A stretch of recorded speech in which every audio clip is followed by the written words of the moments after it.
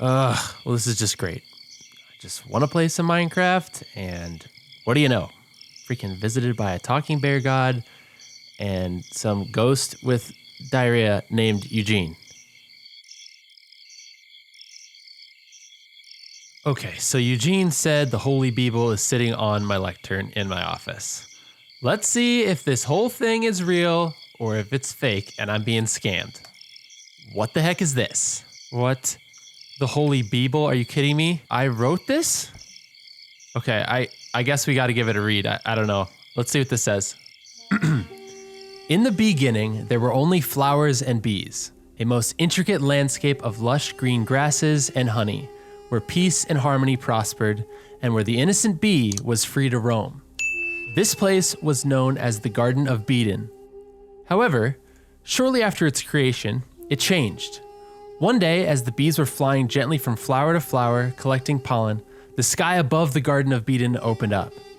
Through this hole in the sky, a giant bear was thrust forward and began hurling towards the ground.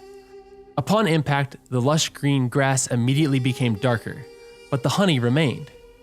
This was now the Umbra Realm. A few bees flew over to the small crater left by the impact of the bear. They gasped when they laid eyes on this creature, as amidst their beautiful Garden of Eden lay the wounded and unconscious body of their creator, the great Ursus Growl Fang. To the bees, the existence of this almighty creator was universally accepted, but talk of his existence was rather sparse. The days went by, and even so, the bees tended to Growl Fang, his damaged body still laying where he landed. Unable to wake him, the bees convened and after much deliberation decided to treat Growl Fang's wounds with their sacred honey. Much to their surprise, this remedy worked. Growl Fang began to move and his wounds began to heal. Over the next couple days, the bees continued these treatments, and on the 7th day, Growl Fang arose. Growl Fang walked to the top of a large hill overlooking a darkened landscape. From here, he called forth all the bees.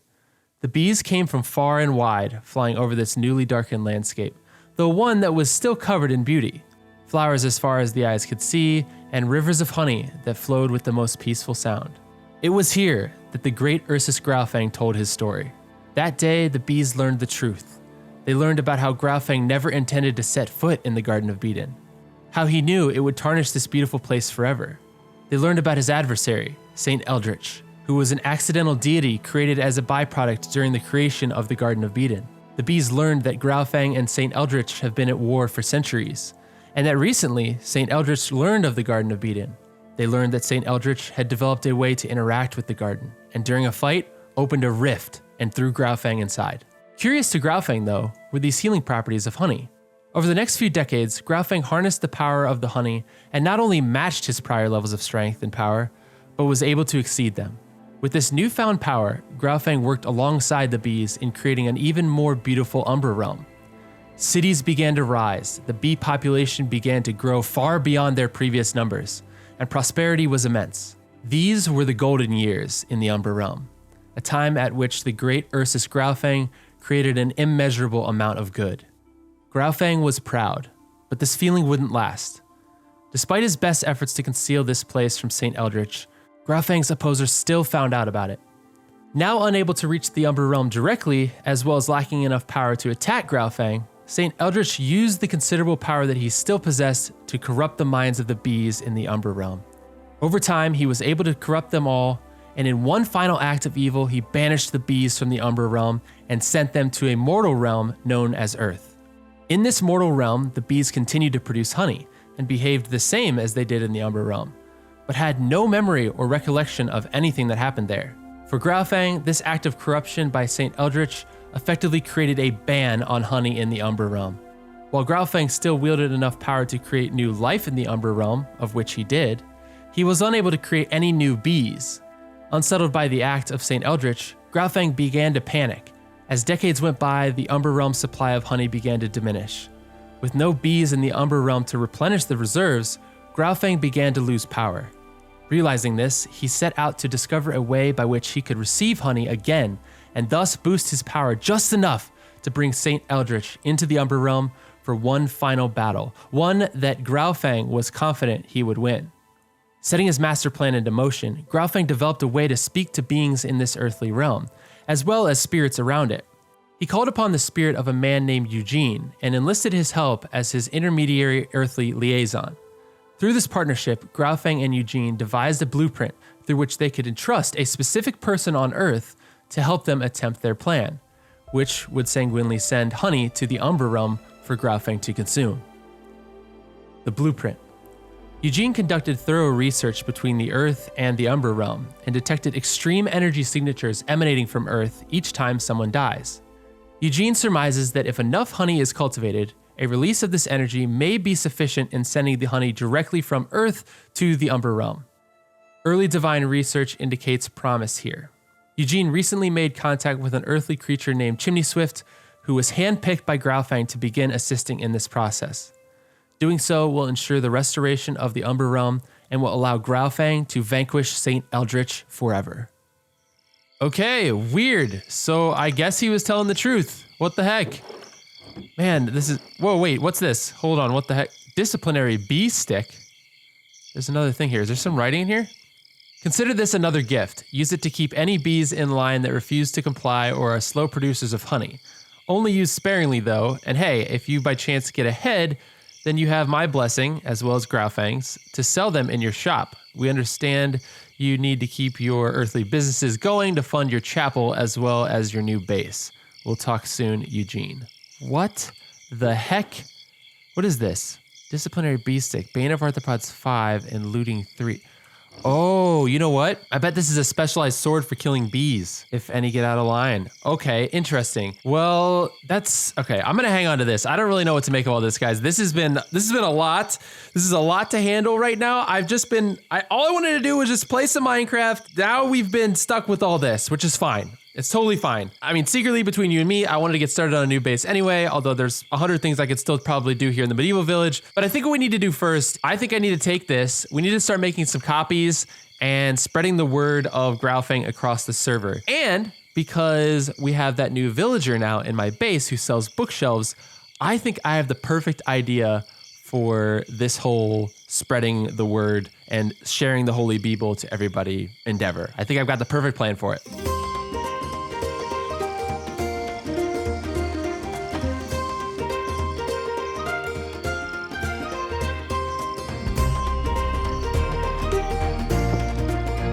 Okay, so back here in my base, the first thing we need to do is visit Sir Dr. Lord Testificate, and I have done a little bit of trading with him. So actually, he sells lanterns, which is really sweet.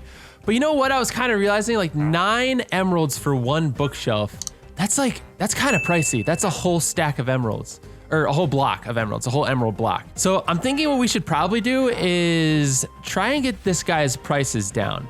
Let me go and put these items in a safe spot for right now. We're gonna go on a mission. Okay, hold on. Don't tell him this. We can't say this to his face. We gotta go somewhere a little more quiet, like my bedroom. So I think what we should do, guys, is I think we need to get a zombie, bring the zombie in. We gotta lure him in, and we're gonna convert this villager into a zombie villager, and then we're gonna cure him, and then he's gonna love us so much that he wants to drop his prices. So let's see if we can make this happen. All right, so we're on the backside here of Sean's Manor, and he did some custom terraforming over here. This is Flip's place over there in the medieval district, and I'm pretty sure that it's like, I don't know if he lit this up. There's definitely gonna be some monsters in here. I can already hear a skeleton. Oh, okay, hold on. We gotta find a zombie, and then what I'm gonna try and do is lure him back. Let me get my shield out. We're gonna try and lure him back with some mine carts and a rail. I'm gonna keep some blocks over his head so that he doesn't burn up in the daylight here, but let's make sure we terminate any mobs. Okay, there's some zombies there. Let's terminate any mobs that we don't need, and let's prep this area. Got a lot of zombies coming. All right, here we go. Hold on.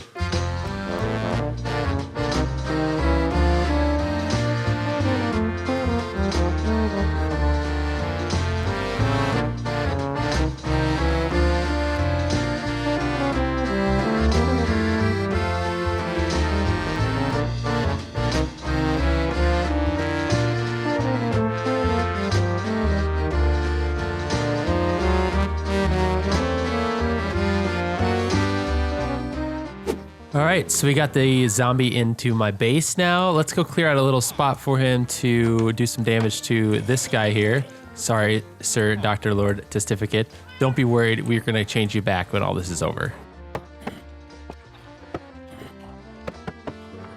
right, get on in there.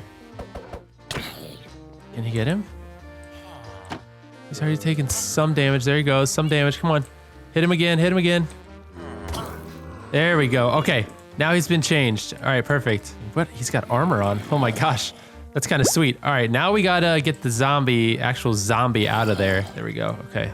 Now we should be able to take this zombie guy out. Okay. Got zombie guy. All right. So to convert him back, obviously we're going to need a splash potion of weakness.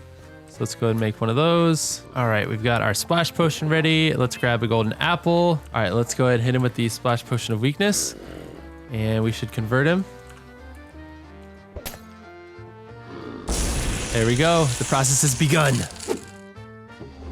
All right, we got it. There he goes. Zombie doctor. All right, let's check his, hold on. I want to hit him with a splash potion of healing just for good measure. Just to let him know that I love him. Whoops, hold on. There, I think that probably got him, right? Oh, check this out, yo. We got way reduced prices. So now a bookshelf is only 3 emeralds. Whew, that is way, way better. All right, well, with reduced prices like these, this should make my job quite a bit easier. So I think what we need to do now, my mission is to spread the word of the Holy Beeble across the server.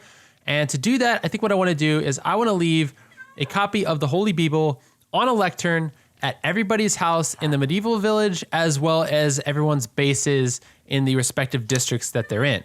So we need to get a bunch of bookshelves and craft up some lecterns. And then I also need to make a bunch of book and quills so that I can create copies of the Holy Beeble. Let's get to it. Okay, so including me, there are 16 members on the Legacy server, or as I've sort of been hearing them called, legates. So I guess that's how you pronounce that. I'm not sure. Maybe I'm butchering that.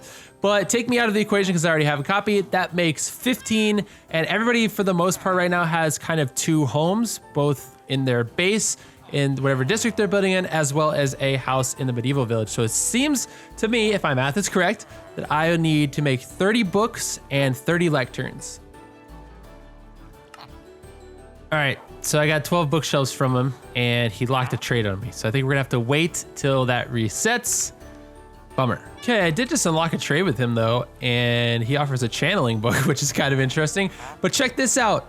We can now get glass from this guy, which is sick because I need bottles, obviously, for honey. And having a really easy way to get glass now without even having to go to the mining mesa and get sand, that is legit. I am super psyched about that. Woo! Okay, so I've got the 30 lecterns and I am just kind of like elated right now.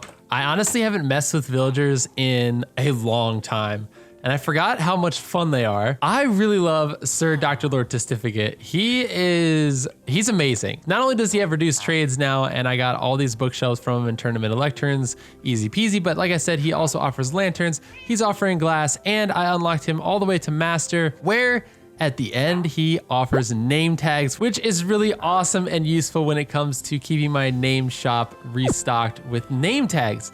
So that's just super, super awesome, and I'm really, really hyped about that. But we are done with him today, and I have all 30 lecterns, like I said, but we need to get some books so that we can copy the Holy Beeble and leave these books at everyone's place. So what I'm gonna do, I can't use my new axe because last episode we put Soak Touch on this. Let's just go ahead and I'm gonna make a iron axe really, really fast. And we're basically going to just chop down these bookshelves to get books, which we will then use for crafting up some ink and quill. Our book and quills, we actually need a couple more. So let me grab some more bookshelves from this guy. Thought we were done, but we are not. We are not done. Let's just grab a handful here. That's probably plenty. If we have any left over, we can just use the bookshelves for decoration. Okay, that is a lot of book and quill. Now, I need to take this. I think, how do you copy books again? You just put them in like this, and there we go, the Holy Beeble. So if I put in a bunch of these, all right, it's gonna give me even more. Awesome. Okay, so let's keep the original here, and I'm gonna grab as many of these as I can. We're gonna make a bunch of copies. Okay, and just like that, we have 30 copies of the Holy Beeble. So let's grab these. I'm gonna put these in a shulker box with our lecterns, and we're gonna run around. Probably not gonna show you guys this part, but hopefully people will show it on their end. But I'm gonna go deliver these to everybody's house on the server and their bases as well. somewhere where they can visibly see it. And that, my friends, begins our endeavors in spreading the word of Growl Fang across this server.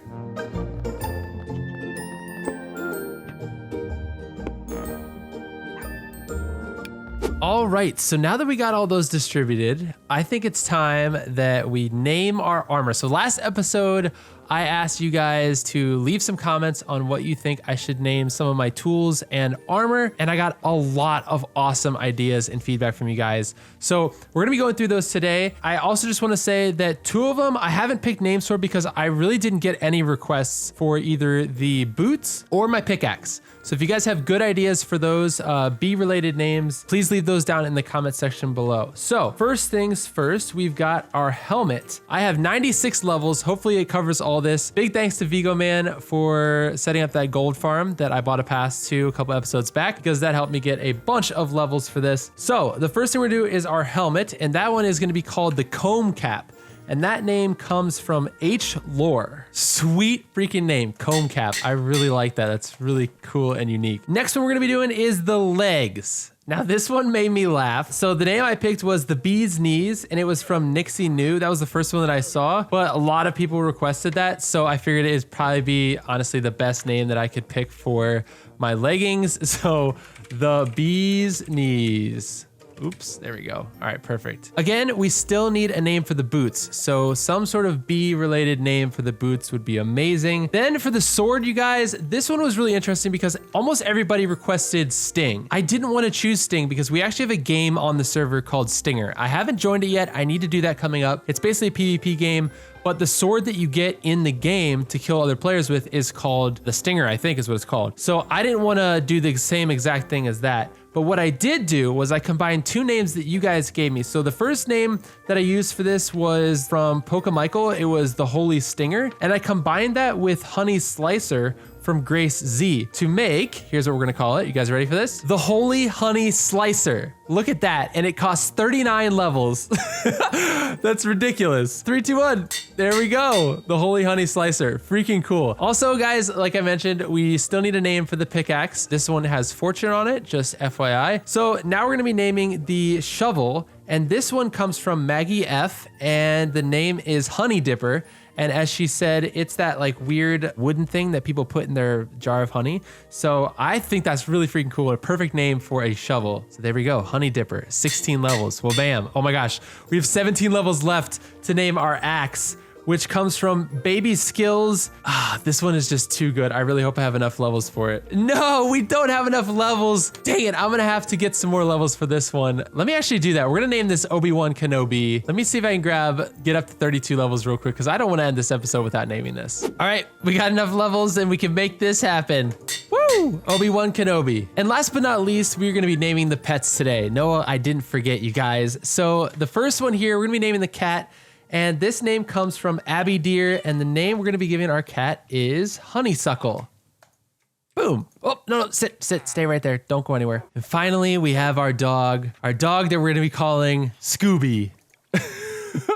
So this name came from Barbara Belmar, and that is going to conclude our episode, you guys. So thank you so much for watching. Real quick, guys, let me know down in the comments section where you think I'm going to be building my base. We're going to be getting started with building our big base next episode, and I want to know where you guys think I'm going to be starting that. Which district do you think I have chosen? I've already picked out a spot, but where do you think I am going to be building that? Let me know down in the comment section below.